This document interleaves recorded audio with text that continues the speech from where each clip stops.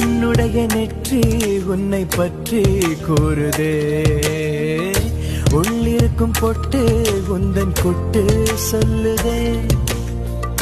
என்னுடைய பார்வை கழுகு பார்வை தெரிஞ்சுக்கோ.